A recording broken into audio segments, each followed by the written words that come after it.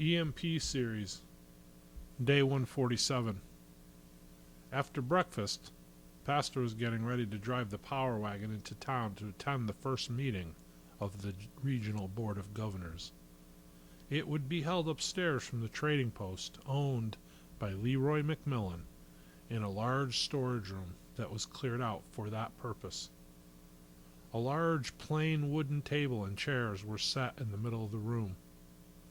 This would be the first meeting of the board, and currently only 4 seats had been filled.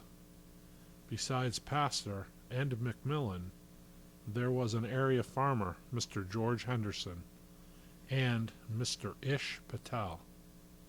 Ish was a native of India, and his name was far too long and unpronounceable by most. He just went by Ish. When introduced to others, he said his full name and chuckled boyishly and simply said, "Please, please, just call me Ish." Ish was a Christian. He got saved in India after he met a missionary who frequently visited his small village. He later moved to the States and got a job in the IT department of a large bank. He attended Bible college at night and online, earning a degree in pastoral studies. He moved into the small town just a few miles to the east of the church and started a little community Baptist church.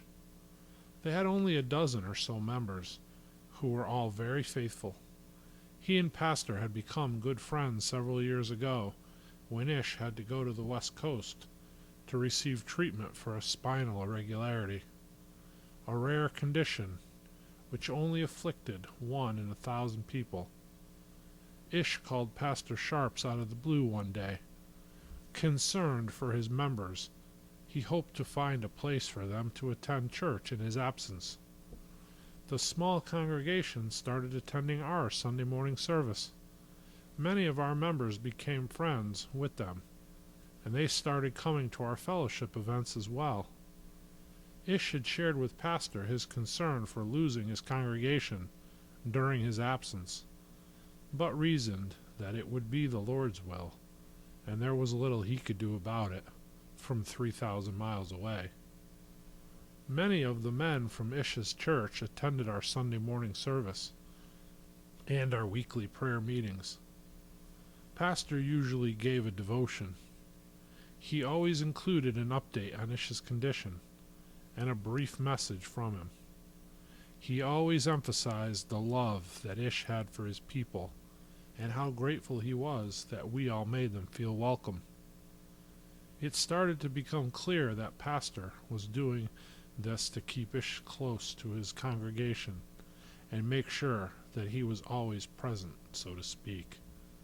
When Ish returned, every one of his people returned to the rented storefront in the small town where he had started his church decades ago.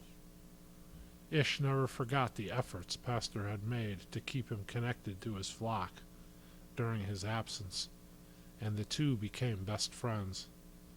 They met once a week without fail for over 12 years.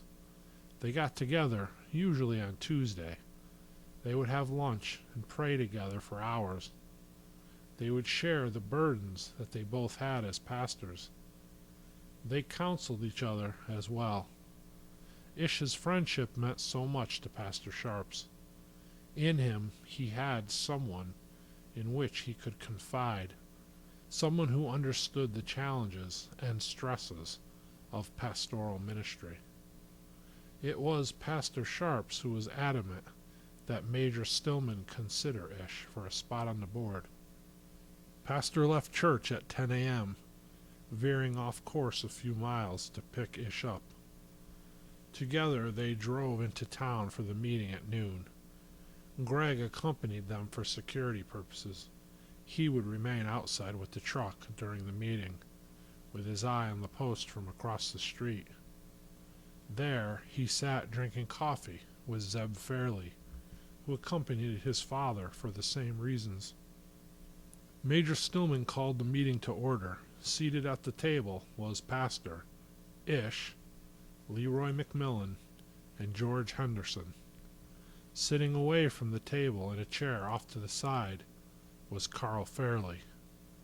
Also in attendance was Lieutenant Saunders, the two railroad executives, and several residents of the town. As the meeting was called to order, Major Stillman read off the agenda for today's meeting. Item 1 was to introduce the interim board members.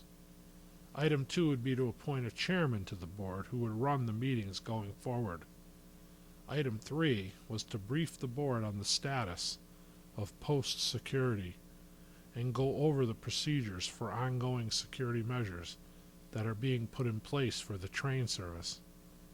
As he was reading the agenda, outside across from where Zeb and Greg sat sipping coffee, there was an old Chevy truck approaching slowly from the west.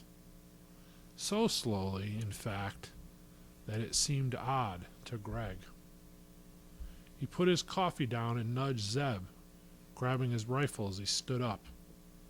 There were 2 men in the cab of the truck, and at least 2 more in the bed. As the truck passed Greg and Zeb, still a good 50 feet from the heavily fortified trading post, Zeb saw one of the men in the back of the truck lighting what appeared to be a Molotov cocktail. As he reached his arm back to launch it, Zeb yelled out at him. The guy standing in the truck bed next to him turned, rifle in hand, and fired 3 shots at Zeb and Greg. Greg returned fire, hitting the man with the rifle. His friend launched a lit bottle of gasoline, and it broke the window where the meeting was being held, exploding as it entered the room, spraying burning fuel onto the floor. Major Stillman, Lieutenant Saunders, and Carl all worked frantically to extinguish the flames, which began burning the floor. Greg fired again and the bomber went down as well. The man in the passenger seat of the cab started firing at the second-floor window wildly. The men inside the meeting room all hit the floor to avoid being hit, except for Carl and Major Stillman, who made their way toward the window that overlooked the street. 2 of the post sentries stepped out onto the street and started firing their M4s at the truck.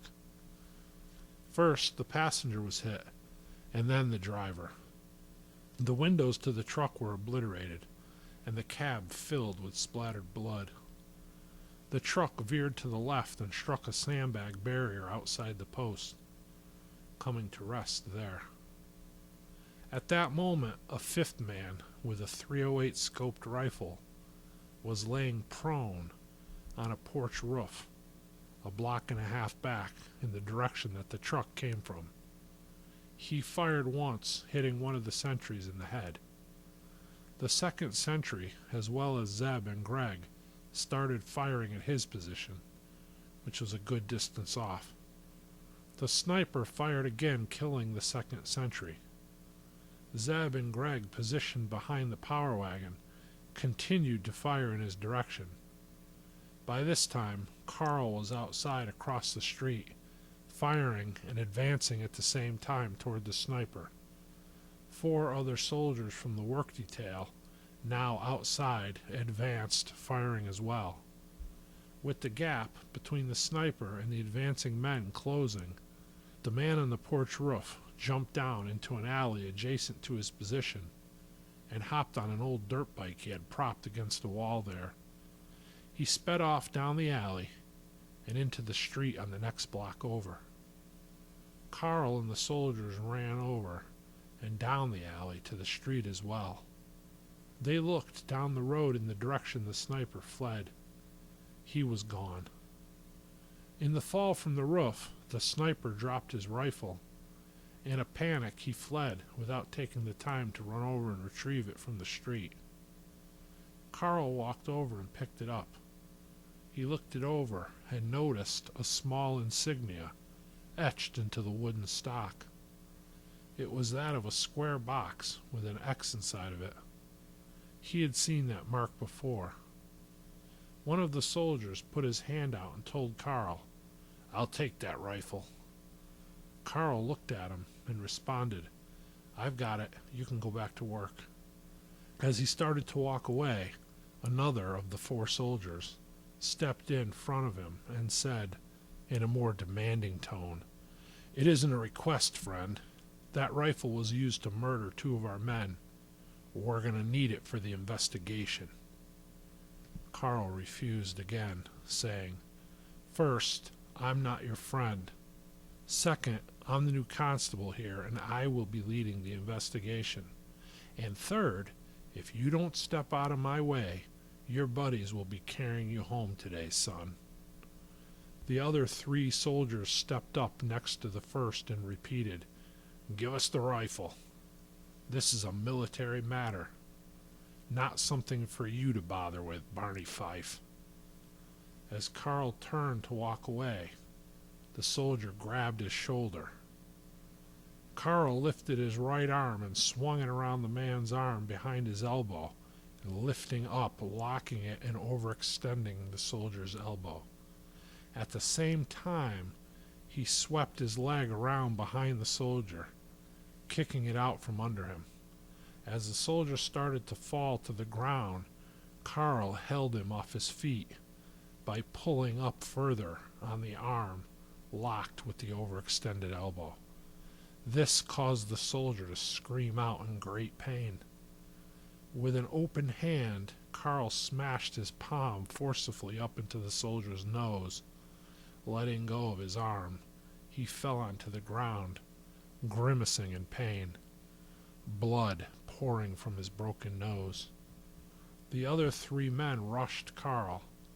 Carl had quickly anticipated 2 of them before the third had managed to deliver a blow to his head, which sent him back, stumbling. As he regained his footing and advanced toward the last man standing, Major Stillman stepped between them, announcing, "That's enough." The only soldier still on his feet demanded Carl be arrested for assaulting them. Major Stillman looked around. 1 soldier lying, bleeding in the street with a broken nose. Of the other 2 men on the ground, 1 was unconscious, and the other had a broken leg. The major looked at the standing soldier and said, "Let me make sure I understand you, Sergeant. It's your claim that this civilian assaulted you and 3 of your men, to the point where these 3 will require medical attention. If I do arrest him, you will need to file a full report of the incident. Make sure you include the part where I arrived just in the nick of time to save you from winding up in the medical bay as well." "But Major," the sergeant said. Major Stillman stepped closer to the sergeant and said in a hushed voice, "Sergeant, I suggest you pick up these pathetic excuses for soldiers, get them squared away, and get yourself back to work." "Yes, sir, Major," he responded. The major held his stare for a moment and barked, "Get out of my sight." Major Stillman looked at Carl and said, "You want to tell me what that was about?" Carl answered, "It's doing my job is all, Major." "Give your report of the incident to Lieutenant Saunders before you go home today," the major said as he walked away. Carl picked up the rifle and left also. He wrote up a report of the day's events, and he delivered it to Major Saunders. He walked over to where Zeb was sitting with the horses. Greg, Ish, and Pastor were there as well. "We good to go, Pastor?" asked Carl. "Yeah, let's get out of here." He and Zeb rode behind the power wagon as it slowly meandered up the old dirt road that led into the hills. It was dusk when the men arrived at the church. Carl and Zeb decided to bunk there for the night, since both men were heading back into town in the morning, and it would cut 8 miles off their trip home tonight, and another 8 off the trip back tomorrow morning. They would lay down and sleep for a few short hours after dinner, and get up at 4:30 and start a new day. Greg told Carl he would have Lee radio Abigail and let her know that they were spending the night. After dinner, Carl met privately with Pastor. He filled him in on what he knew about the sniper's rifle that he retrieved from the street earlier that day, how he recognized the brand on the stock. Pastor told Carl he had to share the info with the major, that he had to tell them what he knew. Carl told Pastor, "Well, I really don't know anything for sure. I'm going to give everybody the benefit of the doubt," he said. "All that Mark proves is that I know who owned that gun once upon a time. A lot has happened in the past few months. It could have been stolen or bartered away. I'm going to take a ride and look into the matter tomorrow, Pastor. Give me the day to sort it out. I'll fill in the major after that if I'm not satisfied with the outcome." "Okay, Carl, you have my complete trust and faith that you know best. Do what you think is right. Why don't you take Greg with you for backup?" "No, this one I gotta do alone, Pastor." "Okay, Carl." The two men said good night and turned in for the evening.